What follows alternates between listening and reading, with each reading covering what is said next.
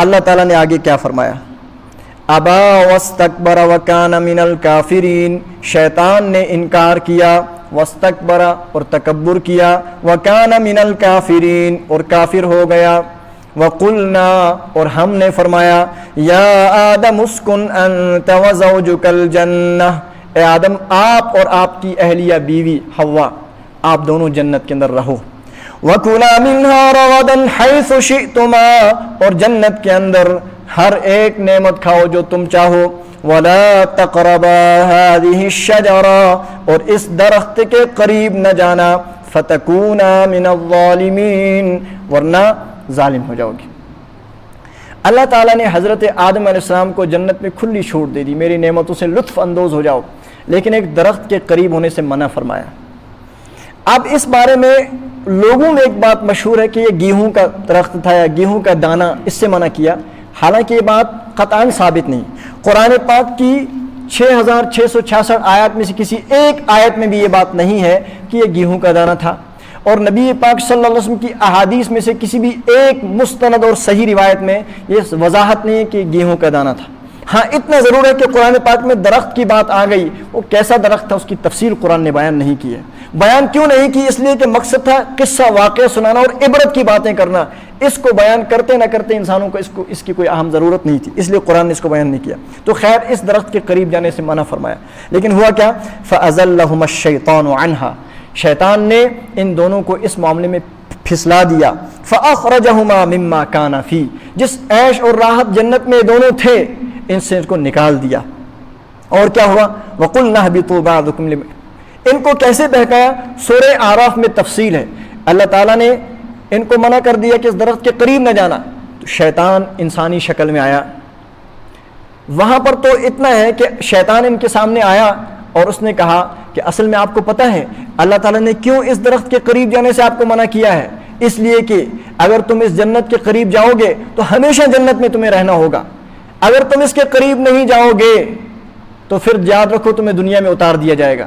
شیطان نے کہا لہذا اس درخت کا پھل کھاؤ، اس کے قریب جاؤ، ٹچ کر دو اس کو استعمال کرو، بس پھر تم ہمیشہ جنت میں رہو گے۔ وَقَاسَمَهُمَا اور شیطان نے قسمیں کھا کر کے ان کو یقین دلایا، انی لکما لمن الناصحین میں آپ کا خیر خواہ ہوں۔ فَدَلَّاهُمَا بِغُرُورٍ بس شیطان نے ان کو اپنے دھوکے میں ڈال دیا، انہیں لغزش ہو گئی اس میں مفسرین نے فرمایا دیا ہے کہ حضرت آدم علیہ السلام جو کہ نبی تھے، نبی معصوم ہوتا، گناہ گار نہیں ہوتا، تو حضرت آدم علیہ السلام کے سامنے دراصل یہ بات مشتبہ ہو گئی۔ بعض مفسرین فرماتے ہیں کہ اللہ نے فرمایا تھا اس درخت کے قریب نہ جانا، اس درخت کو متعین نہیں کیا تھا، تو شاید یہ ایک جنس ایک قسم کے چند درخت تھے، تو آدم علیہ السلام سمجھے کہ شاید یہ والا نہیں ہوگا، تو شیطان نے اس کے بارے میں کہا یہ تو نہیں ہے جس کے بارے میں کہا گیا ہے، اس کے قریب جا کر کے اس کو استعمال کرنے پر مجبور کر دیا، اور ان کے ذہن میں یہ آیا کہ شاید یہ والا درخت نہیں وہ دوسرا ہوگا، چوک ہو گئی۔ اس کی دلیل قرآن پاک میں ہے، سورہ 16ویں پارے میں فَنَسِيَ آدم علیہ السلام بھول گئے۔ اس سے پتہ چلتا ہے کہ آدم علیہ السلام کو اس موقع پر تھوڑا سا شبہ سا ہو گیا، اس شبہ کی بنیاد پر آپ نے اس درخت کے قریب آپ جا کر کے اپنے پھل کو کھا لیا۔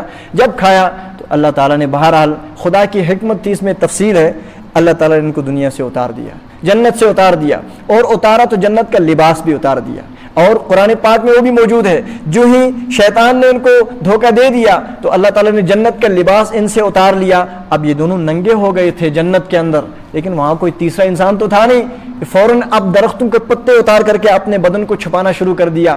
اس سے پتہ چلا انسان کی اصل فطرت ہے پردہ، ستر پوشی، اور انسان کا ننگا اور عریاں ہونا، بے حیا ہونا انسان کی فطرت کے خلاف ہے۔ کیوں؟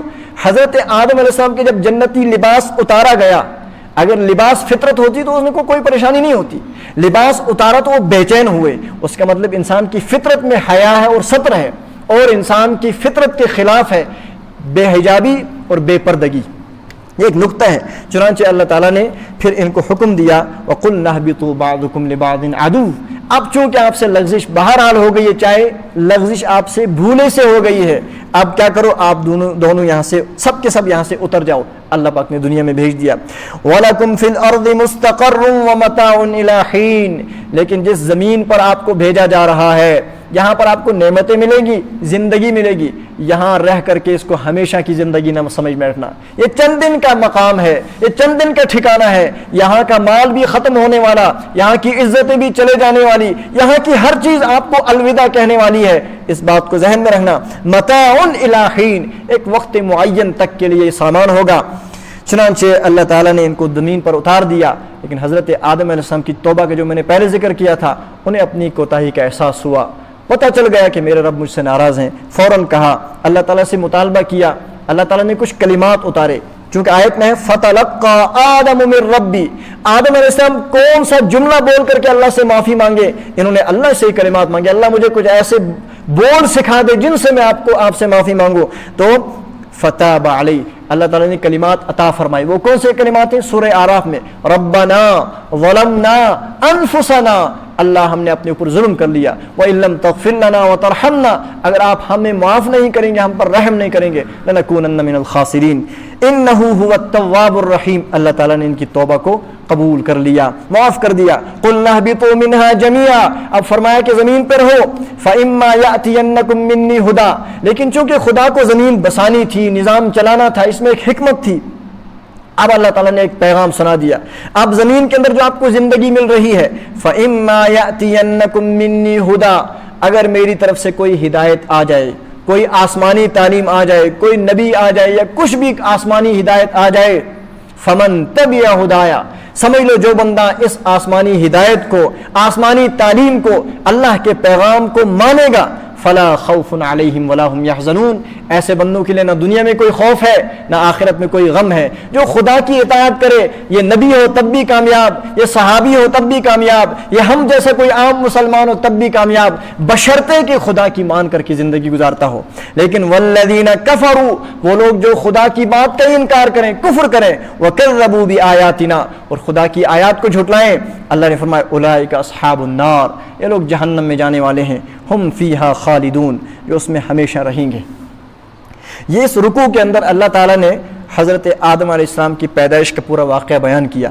اب کوئی بندہ آپ کے ذہن میں بات آ سکتی ہے کہ اس قصے کو بیان کرنے کا مقصد کیا ہے؟ یاد رکھیں، قرآن پاک اصل میں قصے کہانی کی کتاب نہیں ہے، قرآن پاک کے اندر جو واقعہ بھی ہے کسی نبی کا، کسی بھی شخصیت کا، اس کے پیچھے ایک پیغام ہے، اس کے پیچھے ایک میسج ہے، وہ انسانوں کے لیے خاص پیغام ہے، وہ ہمیں سنانا مقصود ہے۔ وہ کیا ہے؟ وہ یہ ہے کہ نمبر ایک، پتہ چلا کہ آدم علیہ السلام کو بہکانے میں کردار کس کا ہے؟ شیطان کا ہے۔ امت کو تعلیم دے دی، ہر مسلمان جان لے کہ شیطان جب پیغمبر کے پیچھے ایسا حملہ اور ہو سکتا ہے، آپ کے پیچھے بھی ایسے حملے کے لیے تیار رہے گا، اس لیے اپنے آپ کو قدم قدم پہ اللہ سے محفوظ حفاظت مانگو، اللہ سے مدد مانگو، اللہ ہمیں موت تک کے لیے نفس اور شیطان کے حملے سے محفوظ فرما۔ ایک بات یہ۔ دوسرا پیغام یہ کہ اب اگر انسان شیطان کے کبھی جال میں پھنس جائے، کوتاہی ہو گئی، گناہ ہو گیا، اللہ مہربان ہے۔ نبی پاک صلی اللہ علیہ وسلم نے ارشاد فرمایا التائب من الذنب کمن لا ذنب له، گناہ سے توبہ کرنے والا ایسا ہے جیسے اس سے گناہ ہوا ہی نہیں۔ زندگی میں جو غفلت اور گناہ ہو گئی ہے، تم گناہ کر کر کے تھک سکتے ہو، پروردگار معاف کر کر کے تھکتا، وہ بڑا مہربان ہے۔ اس لیے بندہ جب بھی ندامت کے ساتھ، جب بھی اپنے غلطی کا احساس دل میں رکھتے ہوئے خدا کے سامنے ہاتھ اٹھاتا ہے، شاید کسی کو پتہ ہو نہ ہو، اللہ اس کے ہاتھ واپس جھکانے سے پہلے اس کو معاف کر دیتے ہیں، لیکن بندہ آئے تو صحیح، بندہ خدا کے سامنے جھکے۔ اس لیے دوسرا پیغام یہ ہے کہ پیغمبر آدم علیہ السلام سے کوتاہی ہوئی، انہوں نے فوراً رب کے سامنے جھک کر کے اللہ سے معافی مانگی۔